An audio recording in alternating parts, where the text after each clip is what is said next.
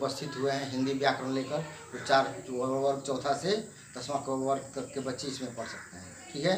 पिछले वीडियो में मैंने बताया था आप लोगों को कि भाषा किसे कहते हैं, और दूसरे में मैंने व्याकरण किसे कहते हैं बताया था, और मैंने कहा था कि आप लोगों को अगले वीडियो में वर्ण के संबंध में बताऊंगा। तो मैं आज वर्ण के संबंध में आप लोगों को बताऊंगा। ठीक है।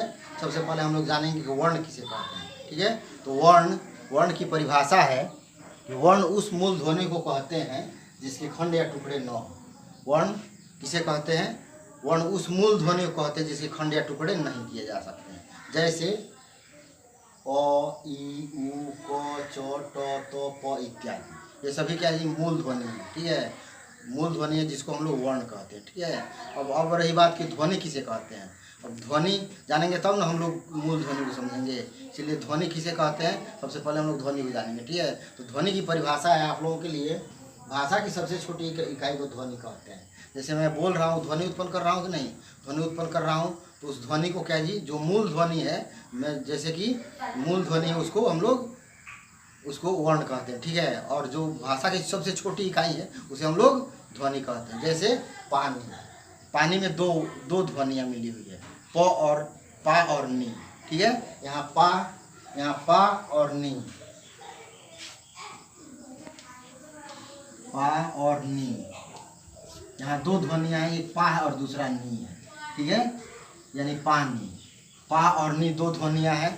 जो दो ध्वनि को हम लोग टुकड़े करेंगे तो हो जाएगा प जोड़ आ जोड़ न जोड़ ई।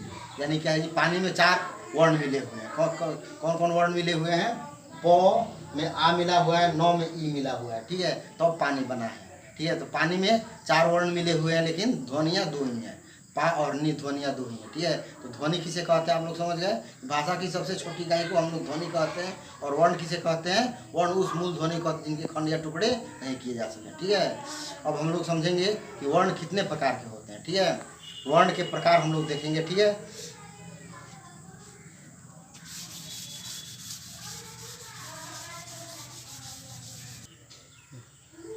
तो हम लोग अब देखेंगे कि स्वर वर्ण किसे कहते हैं। ठीक है। तो वर्ण के 2 प्रकार होते हैं। कितने प्रकार होते हैं? 2 प्रकार। ठीक है। पहला होता है स्वर वर्ण और दूसरा व्यंजन वर्ण। पहला होता है स्वर वर्ण और दूसरा व्यंजन वर्ण। ठीक है। वर्ण दो प्रकार के होते हैं, पहला स्वर वर्ण और दूसरा व्यंजन वर्ण। तो स्वर वर्ण किसे कहते हैं?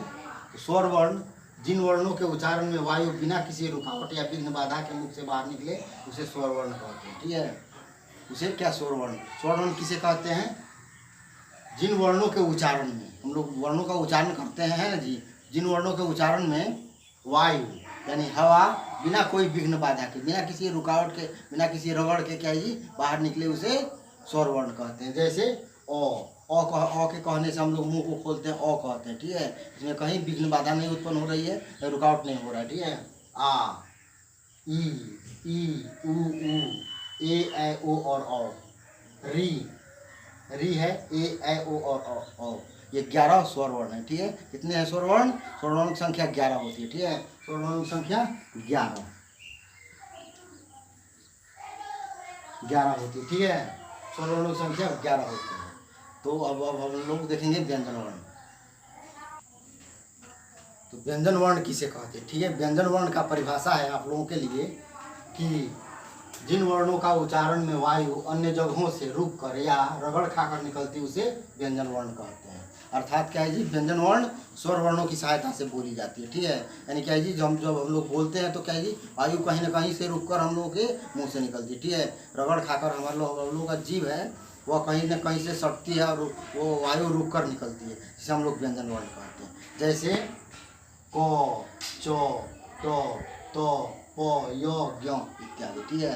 क के कहने से क कहते हैं तो उसमें अ छुपा हुआ है। ठीक है। यानी स्वर वर्ण की सहायता से जो बोले जाते हैं उसे व्यंजन वर्ण कहते हैं। जैसे क कहते हैं तो क में तो कहीं वायु सटने, जीभ कहीं सट नहीं रहा है, लेकिन क्या जी क के अंग में अ छुपा हुआ है। च के कहने से हम लोग का क्या है जी, जीभ मूर्धा से सटता है। ठीक है। और ट के कहने से क्या है, जीभ तालु से सटता है। त के कहने जीभ दांत से सटता है। प के कहने से जीभ ओठ से सटता है और वायु रुक कर निकलती है। उसी तरह य से लेकर ज्ञ तक जो है ये सभी व्यंजन वर्ण है। ठीक है। जो क्या जी, हम लोगों को वायु मुंह से वायु रुक कर निकलती है, जिसे हम लोग व्यंजन वर्ण कहेंगे। ठीक है। इस तरह हम लोग व्यंजन वर्ण और स्वर वर्ण में अंतर पाते हैं। ठीक है। अब हम लोग देखेंगे कि अब हम लोग जान गए कि व्यंजन वर्ण किसे कहते हैं। ठीक है, अब हम लोग स्वर वर्ण के प्रकारों के संबंध में चर्चा करेंगे। ठीक है, स्वर वर्ण कितने प्रकार के होते हैं। तो स्वर वर्ण जो है, स्वर वर्ण उच्चारण की दृष्टि से स्वर वर्ण 3 प्रकार के होते हैं। उच्चारण की दृष्टि से स्वर वर्ण कितने प्रकार के होते हैं? 3 प्रकार के होते हैं। पहला होता है ह्रस्व स्वर, ह्रस्व स्वर। दूसरा होता है दीर्घ स्वर, दीर्घ स्वर। और तीसरा होता है प्लुत स्वर, प्लुत स्वर। ठीक है, तो ह्रस्व स्वर किसे कहते हैं इसके समझ में हम लोग जानेंगे। उच्चारण करते समय जब एक मात्रा का समय लगता है उसे ह्रस्व स्वर कहते हैं ना जी। जिन वर्णों के उच्चारण में एक मात्रा का समय लगता है उसे ह्रस्व स्वर कहते हैं। जैसे में है ओ, छोटी ई, छोटा ऊ और री, ये 4 गो ह्रस्व स्वर है। ठीक है, और दीर्घ स्वर, जिन वर्णों के उच्चारण में 2 मात्रा का समय लगता है उसे दीर्घ स्वर कहते हैं। ठीक है, जिन वर्णों के उच्चारण में 2 मात्रा का समय लगता है उसे क्या कहते हैं? दीर्घ स्वर। जैसे आ, बड़ी ई, बड़ा ऊ और री। री को हम लोग नहीं लिखते हैं। ठीक है, री एक ही होता है। ठीक है, हिंदी में री को एक ही लिखा जाता है, लेकिन क्या जी संस्कृत में हम लोग री और री को पढ़ते हैं। ठीक है, इसलिए री को हम लोग दोहरा वर्ण के संदर्भ में जानते हैं। ठीक है, लेकिन क्या है इसमें हम लोग हिंदी में 3 ही क्या है जी दीर्घ स्वर आते हैं। ठीक है, और प्लुत स्वर का प्रयोग पुराने वैदिक संस्कृतों में होता था। आजकल के लौकिक संस्कृतों में भी क्या है जी प्लुत स्वर का प्रयोग नहीं होता है और ना ही हिंदी भाषा में होता है। लेकिन फिर भी क्या है हम लोग प्लुत स्वर के संबंध में हम लोग जानेंगे। ठीक है, जब हम लोग क्या है जब हम लोग स्वर पढ़ रहे हैं तो प्लुत स्वर के संबंध में हम लोग संक्षिप्त में जानेंगे। ठीक है, प्लुत स्वर का परिभाषा है कि जिन वर्णों के उच्चारण में 3 मात्रा का समय लगता है उसे प्लुत स्वर कहते हैं। यानी जिन वर्णों के उच्चारण में कितने मात्रा का समय लगता है? 3 मात्रा का समय लगता है उसे प्लुत स्वर कहते हैं। जैसे इसके लिए कोई वर्ण निर्धारित नहीं होता है। ठीक है, इसके लिए कोई वर्ण निर्धारित नहीं होता है। इसके लिए हम लोग हिंदी के 3 संख्या हम लोग लिखते हैं, 3 की संख्या लिखते हैं। जैसे क्या है जी संस्कृत का एक शब्द है ओम, ओम को हम लोग क्या है जी ओम लिखते हैं। जैसे ओ, और 3 की संख्या देकर म लिख देते हैं। ठीक है, और इसको पढ़ते हैं हम लोग क्या ओम पढ़ते हैं। तो ओम नहीं, इसका शुद्ध उच्चारण होता है ओम। क्या होता है उसका? ओम होता है। ठीक है, ओम होता है, शुद्ध उच्चारण ओम होता है ना। यानी ओम को हम लोग 3 मात्रा के समय तक ले जाकर पढ़ते हैं तब क्या है ओ को हम लोग तब होता है ओम, है ना जी। जैसे कि संबंध में जाना। ठीक है, वर्ण के स्वर के संबंध में। ठीक है, आगे की वीडियो में हम लोग फिर वर्ण के संबंध में ही विशेष चर्चा करेंगे और वर्णों के प्रकार और क्या है जी वर्णों के प्रकार और वर्णों के उच्चारण स्थान के संबंध में हम लोग आगे की वीडियो में चर्चा करेंगे। फिलहाल इतना ही। ठीक है, धन्यवाद।